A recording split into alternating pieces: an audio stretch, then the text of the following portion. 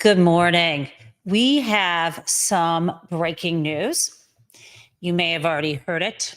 President Donald Trump has now issued very broad pardons to Rudolph Giuliani, as well as numerous of Donald's associates who helped him plot the attempt to overturn the lawful results of the 2020 election. We're talking about the people who helped facilitate the branch of the conspiracy that was to have the fake electors. Remember, January 6th had two branches.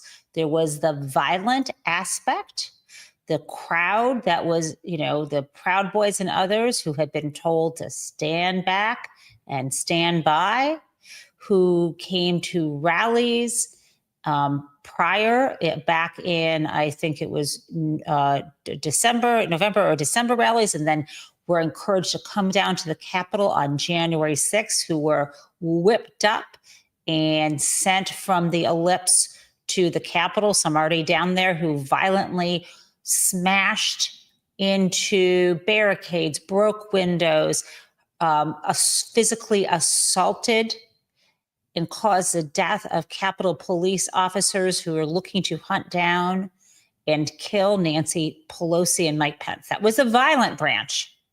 The other branch was the pressure to create an opportunity for Mike Pence, who had the keys to all of this, to refuse to recognize the Electoral College votes, right? These are the votes from the states that represent each of the states, each of the states allocate based on their popular vote for the president, their handful, more in some states, their chunk of votes that they sent to Washington. Everything had gone legally, despite Donald Trump claiming that he had won. Remember, he was pressuring officials in Georgia to find 11,700 votes. He was doing everything to try to monkey with the results. That was the other branch. The other branch was the pressure tactics and the creation of an alternative fake slate of electors. The hope was that Mike Pence on January 6th would refuse to do all he was supposed to do, which is open the envelope. Do you know what the Academy Awards, when the person standing up on stage says, and the winner is? That was what all Mike Pence was supposed to do, my friends. Just open the votes. It was a ministerial role. Donald Trump had been pressuring him. You remember this, even that day. And Pence said, no, I am going to I know what the results are because the states vote, revealed what they were in December. And we know that Joe Biden and Kamala Harris are the president and vice president. That was the plan. And Trump was raging. But what led up created the foundation for giving Mike Pence an excuse was this whole fake elector challenge. And basically, those are the people who got pardoned. So we have Rudolph Giuliani. You might remember Mark Meadows, who was at that time Trump's chief of staff and heavily spoken about. Cassidy Hutchins talked about her conversations with Meadows. He knew what was going on. John Eastman, the lawyer, Ken Chesebro, Boris Epstein, and remember the crazy Sidney Powell in her many animal print shirts and insanity in her brain. All of these people got pardons, and that was announced this morning. So, not great. And I want to think about this not just retrospectively, right? But I want to have us think about this prospectively. remember, Donald Trump has already finished pardoning the 1,500 people involved in the violent branch of this plan to overturn the 2020 elections. And now he's got the other branch that I've talked about, the sort of paperwork and the fraud aspect of this. And here's the deal. These pardons are really about prospective activity. What Donald Trump is saying here is, I got your back. I got your back. And remember, the violent branch got pardoned before Trump left office last time, right? Isn't that how that went down? Right before he left office in early, I'm trying to remember this, right? In end of 2020. That's when those pardons were issued, I think. But let me just be clear. When did Trump pardon the January 6th defendants? I just want to be clear. He issued those full pardons. Sorry, guys. No, I'm wrong. It wasn't that he issued them right when he took office this time. So this was when he first took office. But what I want to tell you, though, about this is that why this is so important is going forward. Donald Trump is saying, I have your back. Now, yeah, sure, he waited till he was reelected to do this. But this time around, I'm sure the message is that he will, to the extent anyone helps him stay in office, stage some sort of self-coup again, or help him in the midterms or anything, he will make sure that he pardons them probably before he leaves office this time around, although the man does think that he is going to be able to serve for a third term. Now, okay, so that's the first part of the breaking news. The other part of the news is this. It's about Chuck Schumer as a leader of the Democratic Party who has failed time and time again. And you know what I'm talking about. Last night on a Sunday, when there was no one there to answer telephones, on a Sunday, when we were on the verge of finding out whether a federal appellate court is going to force the payout of SNAP benefits, before waiting for the outcome of that, Chuck Schumer allowed members of the Senate Democratic caucus to break ranks and move the obstacles away from having an up-down vote on reopening the government. Okay, this is a so-called continuing resolution to fund the government. Remember, funding runs out October 1st. Now, here's how I'm going to summarize what has gone down. I'm sure you have heard the overworn expression, you don't bring a knife to a gunfight. That is so old and worn out. I want to invent another one to describe the pathetic state of Chuck Schumer's leadership. Because let me tell you, the Senate Democrats are pissed off and they're not hiding it. And the public doesn't want this kind of leadership.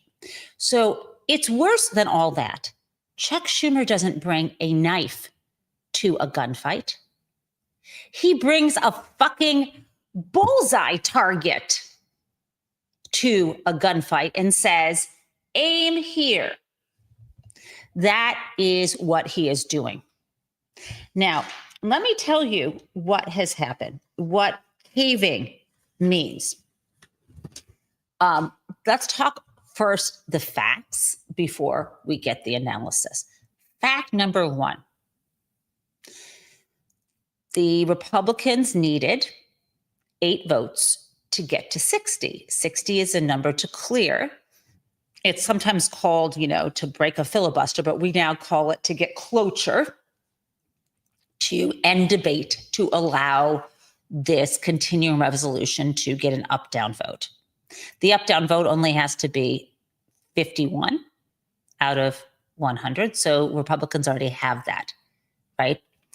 The only leverage Democrats had for anything was to refuse to give the Republicans the 8 votes they needed.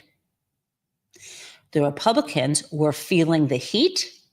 John Thune, Senate Majority Leader, was going to have to blow up the filibuster. He was going to have to do that because Trump was pressuring him.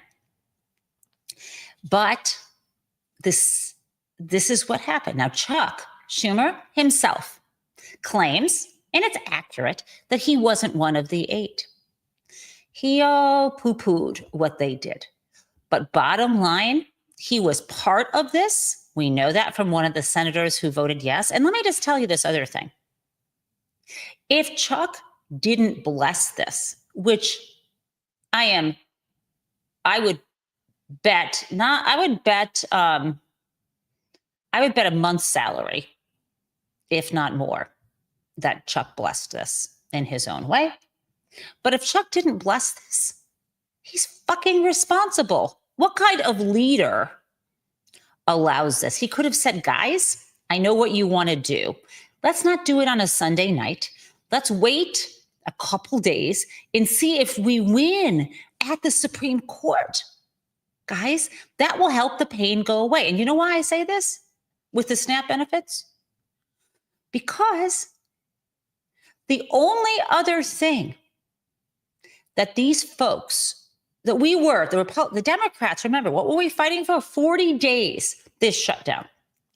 The number one thing the Senate Democrats were fighting for was the fact that healthcare, that the monthly premiums were spiking. We were, the Dems said, looking for the subsidy so that everyone wouldn't go from paying X dollars a month to twice that in some cases, right? We talked about this. I had Charles Gaba on this. The other thing they were talking about, that's what they're holding off on. That was 40 days. The other thing they were saying is this is a really painful shutdown and people's SNAP benefits as of November 1st weren't being funded. Well, let me tell you, guess what? The thing they caved for does not include an increase in the subsidies. They didn't get that. They didn't. And as for the SNAP benefits, yes, that was a voluntary dictate to cut the SNAP benefits. Remember, there is funding for it Donald Trump can use. So first of all, the SNAP benefits will only be renewed under Donald Trump's dictate when the government opens. Guess what? The government doesn't open this morning. First, there has to be the up-down vote in the Senate. Then the House has to come into session and agree with what the Senate does. And then the government will reopen. And remember, Donald Trump is saying he will not give the SNAP benefits until then. Guess what, guys? Given the time I'm telling you, it is really more likely that the First Circuit and the Supreme Court would be forcing Donald Trump to fund those benefits. But guess what Donald Trump can do now? He can make it moot because he can end up not losing at the Supreme Court by maybe letting this through as soon as they are about to rule. He can drag it out. So I am telling you, this is the stupidest negotiation strategy I've ever heard in my life. And Chuck Schumer should have pressured those senators to wait a minute so we could have this victory at the court, or at least blame the Supreme Court. Again, he brought a target to a knife fight. Now let's talk about who voted for this. Let just be clear what's in it. All we got is the government will be funded through the end of January. January 31st, that's what we got. The second thing we got is back pay for federal employees who were laid off who were furloughed. Guess what? There's a legal requirement to give people back pay. So even though we have in agreement they'll do it, they were flipping legally required to do that before. What if they don't now? We're in the same boat. And finally, there was also something hiring people back who were furloughed. Guess what? Donald can still do a doge and fire whoever he wants, and then people have to go to court, et cetera. But what about the Affordable Care Act subsidies? This was the centerpiece of why the Dems said they were holding out. And by doing this now, fully undermines our reasoning. If our reasoning was, let them blow up the filibuster, if our reasoning was, we're not putting our fingerprints as a party on something that raises subsidies, again, subsidies aren't part of this. All they agreed is to hold a vote sometime in December about whether to restore those subsidies. How do you think that is going to work, guys? This is more than pathetic. I'm going to tell you that if you were hiring someone to negotiate something important for you, some kind of legal settlement, some kind of business transaction, or if I were going to be working with let me say it differently. If as an attorney, I love negotiations. If all I knew was I was going to have a partner who was going to negotiate with me on behalf of our client with the other side, and it was something, not a political thing, like a financial complicated thing, I know for certain if all you told me is you're picking in, you're wearing a blindfold and you're picking from, you got two different hats to pick from. One is going to be a Senate Democrat. All you know is they're a Senate Democrat. And the other is a Senate Republican person, or I should say different, someone, yeah, right? If I had to choose, let me say differently. If I had to choose between John Thune and Chuck Schumer to be my partner in a negotiation, obviously I would choose John Thune. What does that tell you? If I had to trust someone with my finances, I'd choose John Thune. I don't like what he stands for politically, but Chuck Schumer is so past his expiration date that he is fucking poisoning us. Cannot believe this. And this isn't, okay, I'm going to stop. Now, let me tell you what went down. Who are the 8 votes? Because everyone's kind of saying, I want to have them primaried. Not so fast. You can't. And let me tell you why. Okay, of the 8 people, 3 of them have always been supporting the continuing resolution. And the 3 that have been doing this have been Angus King of Maine, John Fetterman of Pennsylvania, and Catherine Cortez Masto of Nevada. So they've always been on board. You're thinking, okay, let's get Angus King primaried, right? He's the independent who typically caucuses with Dems. Well, Angus King isn't up for re-election in the Senate until 2030. How about that John Fetterman, who's turned out to be a real douchebag? Guess what? John Fetterman is not up for re-election until 2028. How about Catherine Cortez Masto, Nevada? Yeah, 2028. Okay, so those 3 have always wanted the CR. They have always wanted to cave from day one. Who are the other 5? Well, the other 5, 1, 2, 3, 4, 5, 2 of them are retiring. Oh, well, you can't primary them. And 3 of them, again, are either not up for re-election until 2028 or 2030. Now, I want to walk through who each of them are, because just because they're not up for re-election doesn't mean you can't damage their brand. Now, the first one is Tim Kaine of Virginia, not up until 2030. Let me just say something. Tim Kaine never ceases to disappoint me. I remember to this day where I was when when Hillary Clinton announced that Tim Kaine was going to be her VP. sidekick.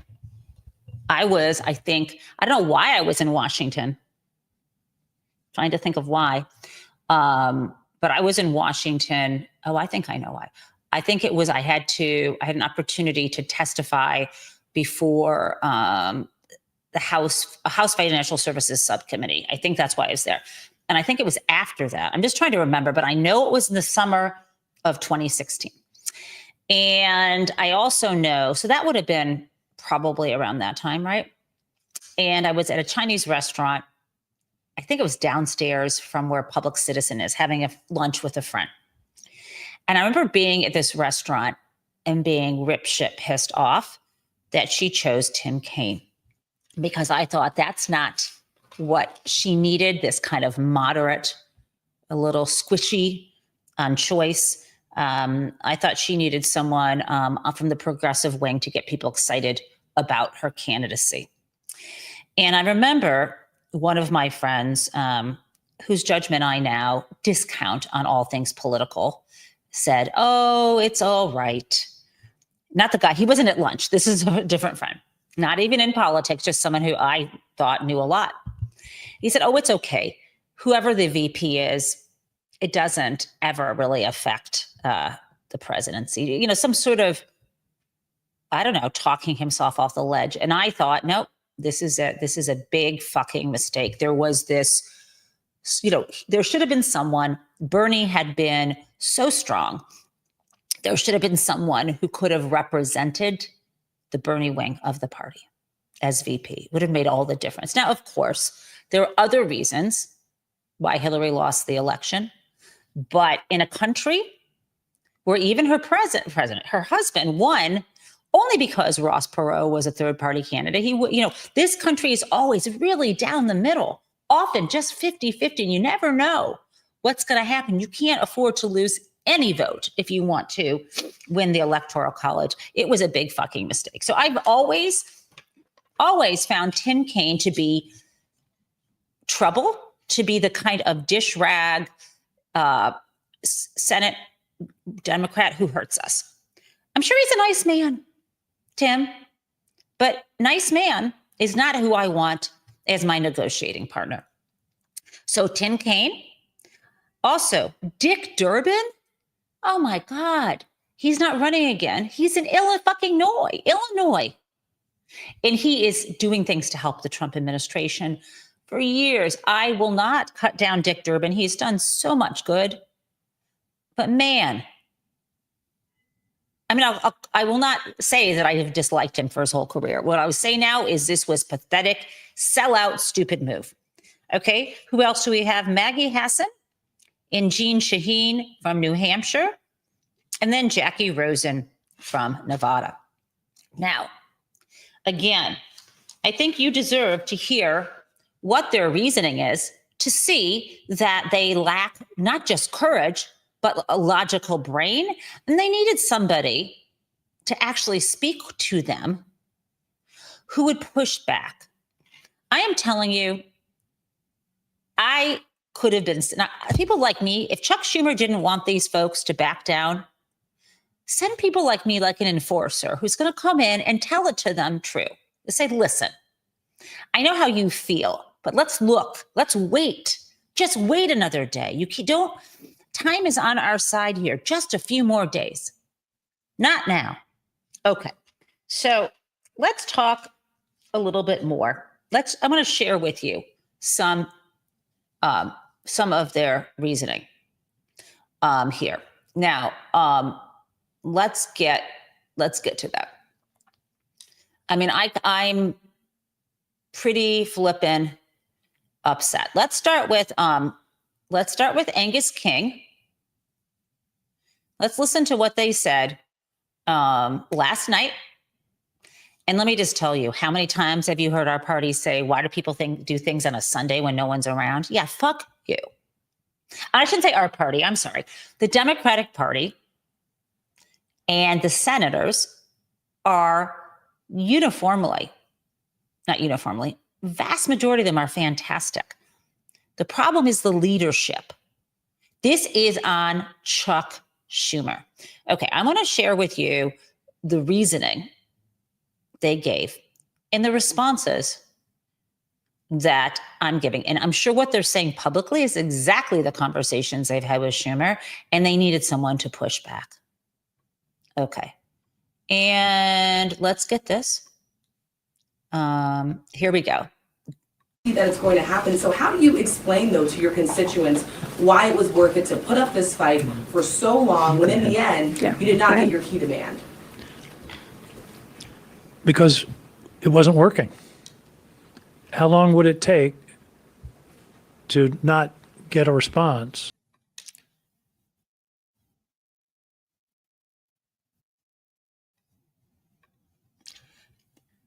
It isn't working. How long would it take? Oh, yeah. The thing about negotiations is if something doesn't work for 40 days, but you're close to breaking someone down, like let's say this, you're taking your antibiotics, you just take them for 10 days. And on the 8th day, they still haven't worked. You don't end the course of treatment. If you had a broken leg and it was in a cast and your doctor said to stay off of it and you could, increasingly, gradually get better. And it was going to be 6 weeks, and 6 weeks is 42 days, but let's say it was 8 weeks. I'll make it a little longer.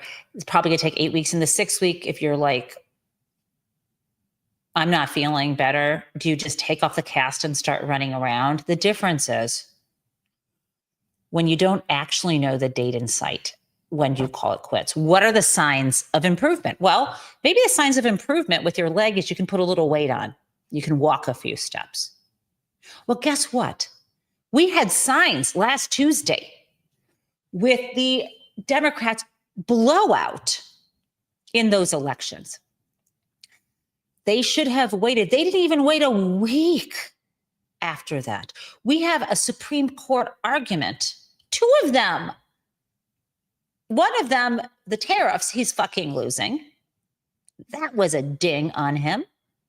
And secondly, we have this morning even some more stuff on briefing with the SNAP benefits. Yeah, Ketanji Brown Jackson put on hold, administrative hold, forcing him to pay over the SNAP benefits. But the First Circuit is going to make him do this. It's going to keep the SNAP benefits in the press. Donald Trump said, it's all on him. Just this weekend, Donald Trump was telling the states, you're not allowed to use your own money to pay the SNAP benefits. This would have been on Trump. They would have had to cave. And if they didn't cave, the people would be in the fucking streets.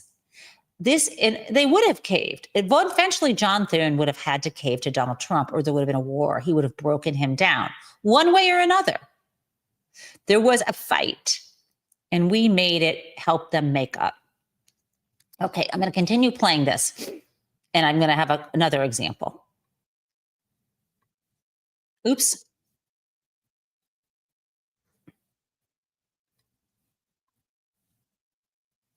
Until the shutdown was over. That it's going to happen. So how do you explain, though, to your constituents why it was worth? So let me stop sharing that one. I want to share with you another example. Here we have Jeanne Shaheen in New Hampshire. Okay, guys. And this is, here she goes. Let's get this one to you. Another example where if someone had just used logic with these folks ahead of time, if Chuck Schumer knew how to hold our party together, he is not a leader. He's not a leader. He's putting a target on our backs. Here we go. Let's listen to this. Our constituents. Senator, if I could just ask, there's already calls now from Democrats in the House that are saying Leader Schumer should step aside. He should be replaced. The 8 of you today voting with Republicans to advance this plan to reopen the government, does that just further the divides within the Democratic Party right now? No. When I talk to my constituents in New Hampshire, you know what they say to me? They say, why can't you all just work together to address the problems that are facing this country? We put the Senate back on a path to start doing. Okay. You know what the answer to the question of why can't you just get along and get shit done, is because Donald Trump is a demented, no, I'm sorry. You say, ask Donald Trump. Ask Donald Trump. He is breaking the law. And I want to stand up for you, because when you give in to a bully, and when you give him your lunch money, he asks for more. I would say to constituents, we are working for you, but we have to hold the line because they are going to cave. And I would say to my constituents, we want 40 days, give us another 10 more. That the pain is from them. They have the power if they want to. And I would say it's not, when you work with a bully to shake down other kids on the playground, you are also a bully. So those are some things, I don't know, they could have said. Now, let's also talk now about, let's listen, that was, I think, that was Jean Shaheen. And then I want to share something else with you. Lest you think that Chuck Schumer didn't know or didn't support this, I would like to disabuse you of that fact. Let's go. And I'll play. Senator Chuck Schumer, your leader on the Senate, said, I cannot support a continuing resolution that fails to address health care. I am voting no. Did you do this outside leadership? And was there a big push for you not to join the others and break the 60 threshold? No, we kept leadership informed throughout. And I think it's important to remember who's responsible for why we got into this shutdown. We are here because we are concerned about the healthcare costs rising significantly on millions of Americans. And we didn't have any indication before the shutdown started that our Republican colleagues were willing to address it. Now, Speaker Johnson is going to have to bring the House back in. He's been AWOL since the beginning of September when we were in the middle of the shutdown. Leader Thune has agreed that we will have a bill that we will write that will give us an opportunity to work on those health care costs. And we believe there are a lot of Republicans, including a lot of Trump supporters, who want to see us do something about this because their costs are going up.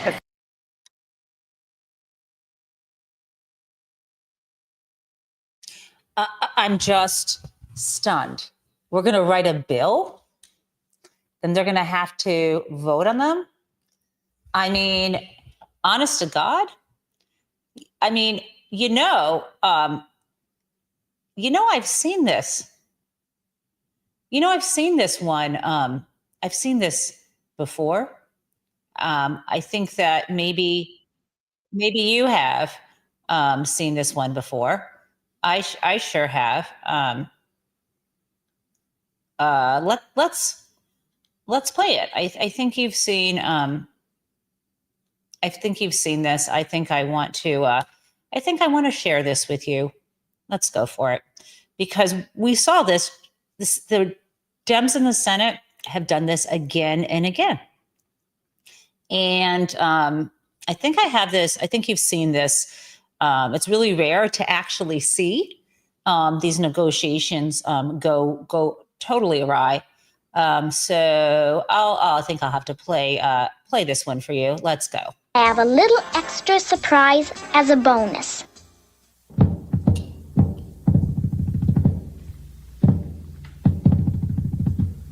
Why, oh why do I let her do this to me? Why? Maybe she's right. After all, if you can't trust your own psychiatrist, who can you trust? This time I'm really going to kick it. I'm going to kick the habit. This is the end of all my faults. And now for the surprise. Would you like to see how that looked on instant replay? Hum-de-dum.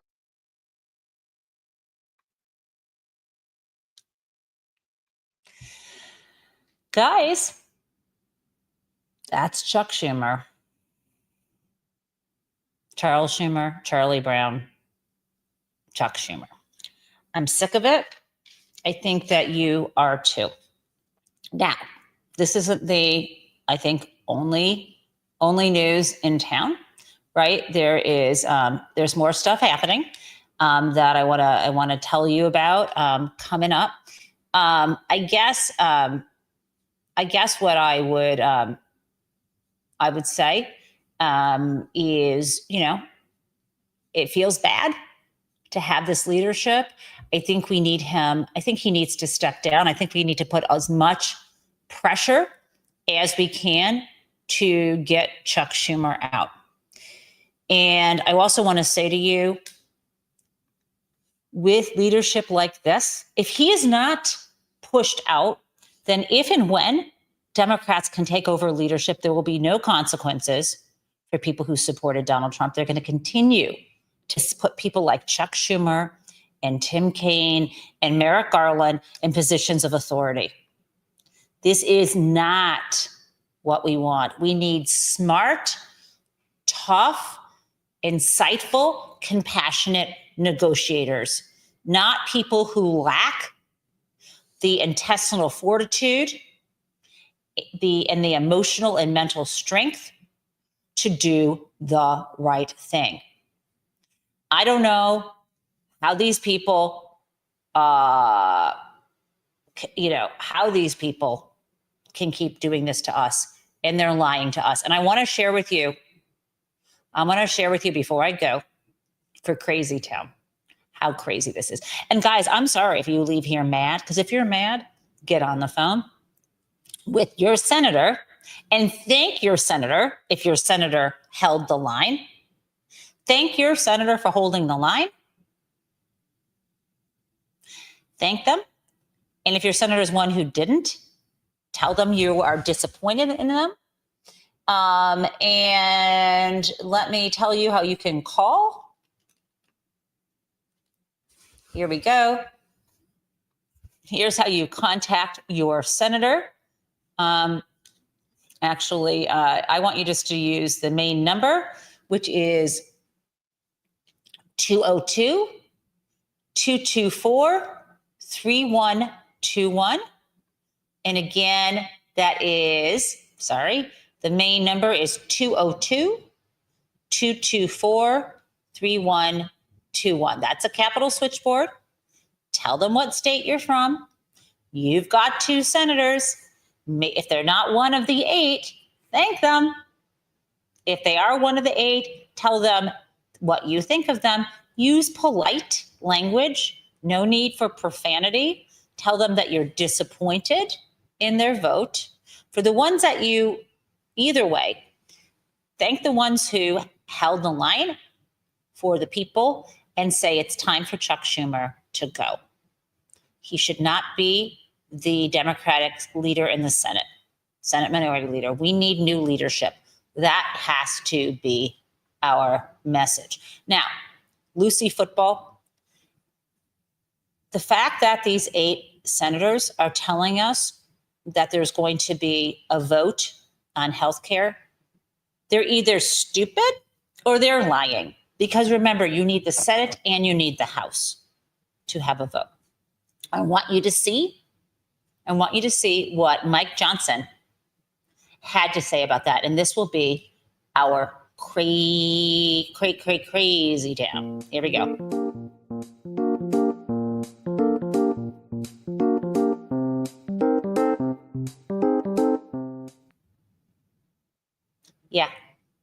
Yeah, we're going to do this. We're going to have some crazy town. On September 19th. I'm not promising. Okay. This was a few days ago, and I'm certain it holds true. And by the way, saying you'll have a vote on something in the future, it's not enforceable in any way. None of this would be, but it's also disingenuous, because let's listen to, again, Mike Johnson in the House from a couple days ago. Oops. Let's play that. Sorry, guys. He's offered them a vote. You know what they told him in response? No, we need you to guarantee the outcome of that vote. Well, that's ridiculous. That can't be done. The House is going to from the Senate. Will you assure the House members that they'll get a vote? House Democrats, they'll get a vote on ACA subsidies by date certain? No, because we did our job and I'm not part of the negotiation. He said no. And the rest of that was, I'm not promising anybody anything. Okay. Good job, Chuck. Time for him to go. I want him to go, not just because of this, but he refused to support Zohran Mamdani. The future of the Democratic Party, we need a big tent, but the ringleader under that tent, the leadership, cannot be the part of the party that is cowardly, that doesn't represent the rest of the country, doesn't represent the majority of people. Big tent, bold leadership. Chuck has to go. And with that, enjoy the beginning of your week. I'm on fire, and I hope you are.